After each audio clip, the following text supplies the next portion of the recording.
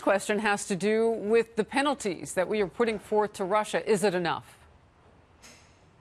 Well, Harris, this is all part of a pattern by this administration. In this case, these sanctions added with what this administration has already done to apply pressure on Russia is part of a pattern that in many ways this president and his administration have been tougher on Russia than any president since President Reagan. So is it enough? It's all part of a bigger package. And let me state here at the beginning that on Monday, President Trump will sign, I believe, the most significant piece of legislation that he has signed since he became president in the fiscal year 2019 National Defense Authorization Act. He's going to Fort Drum in New York. And in that NDAA will be a number of provisions that, added with these sanctions, altogether will increase a very tough posture on Russia in the most appropriate way.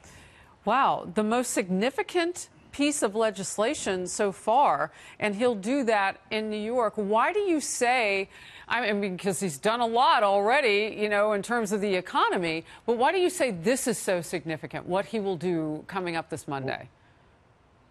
Harris, what this president has done to grow and rebuild our economy, cut taxes, is very significant. But as someone who has served my country both in Afghanistan and now as a member of the Armed Services Committee, I can tell you that this piece of legislation that he is supposed to sign, that I expect him to sign on Monday at Fort Drum, will fully restore funding, a great deal of the funding that was cut over the Obama years to our military. But also in that NDAA will be increased funding for low-yield nuclear weapons.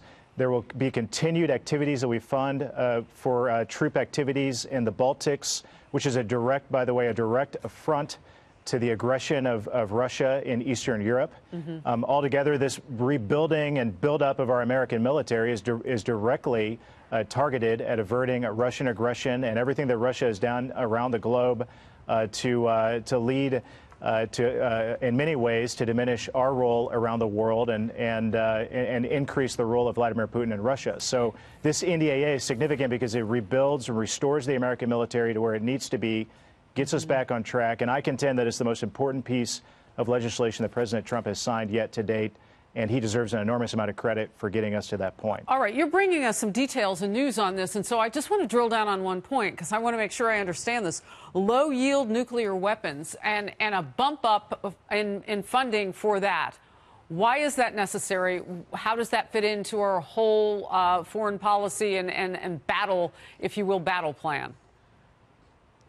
Well, this NDAA, which was negotiated between the House and the Senate, I was a conferee on the House side. I serve on the committee in many ways, and including in the low-yield nuclear weapons, which is a part of our deterrence efforts to confront Russia, is one piece of the puzzle. But overall, the rebuilding of the American military, regrowing our troops in all of the branches, giving our troops the sophisticated technologies that they need, is all a part of our overall strategy to rebuild the military as a deterrent to both Russia, North Korea, many of the other hotspots around the world. So as I understand it, the president will be signing that next week, has been reported.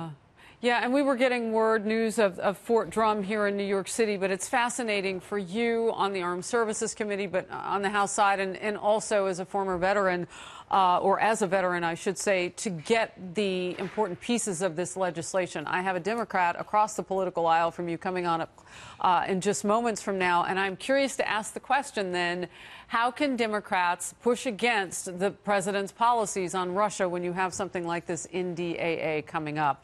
But for now, let's talk North Korea. Reportedly, that nation has rejected our Secretary of State's timeline for denuclearization.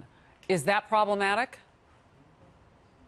Well, it's problematic on many levels, Harris. This president, whether meeting early on with Kim Jong-un, meeting face-to-face with Vladimir Putin, while that raised alarm among a lot of people, I'm glad that he did that early on in his term. He has more than half of his first term in office left, and meeting with Kim Jong-un early on and negotiating some of these details is important, because if I were Kim Jong-un or Vladimir Putin or any other world leader, I would not want to break my word with President Trump. And if that's the direction that North Korea is taking, there will be severe penalties moving forward as the president has promised many times along the way. So it's important that North Korea get back on track, keep their word, keep their end of the bargain. The North Korean people have a lot to gain for that occurring, and I hope that will be the case. But it's also important to remember what we were talking about 1 year ago from today. Sure. 1 year ago from today, we were talking about North Korea launching test missiles. If you recall, on July 4th of 2017, they test launched a intercontinental ballistic missile that had capabilities that we didn't know at that point that they had before. Fast forward to what we're talking about today, and the story is very different, whether it's returning the bodies of American soldiers back to the United States, or at the end of the day, talking about some of these negotiations.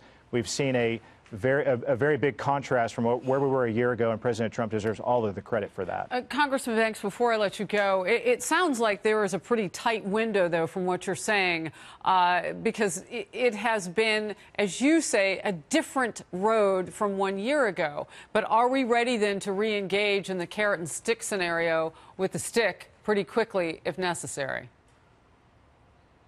Well, there's a lot of, I suppose, good cop, bad cop posturing by the administration, and a lot of that is a part of the diplomatic efforts, which have been very effective, by the way, by President Trump and his administration. So if you listen and read between the lines of what we're hearing from Secretary Pompeo, from National Security Advisor John Bolton, and others in the administration, they're well aware and very skeptical, for good reason, of where Kim Jong-un is heading, and whether or not he will keep his end of the deal, because North Korea has a pattern of not holding up their end of the bargain. But what I said before is absolutely true. I would not want to break my word with President Trump if I were Kim Jong-un, and I believe that we'll get back on track and see these negotiations forward, because North Korea has everything to lose if they do so. All right, Congressman Banks from the great state of Indiana, we appreciate your time today and all the details on the legislation that the president is getting ready to sign. We appreciate that. Thank you. Great to be with you. All right, let's start there.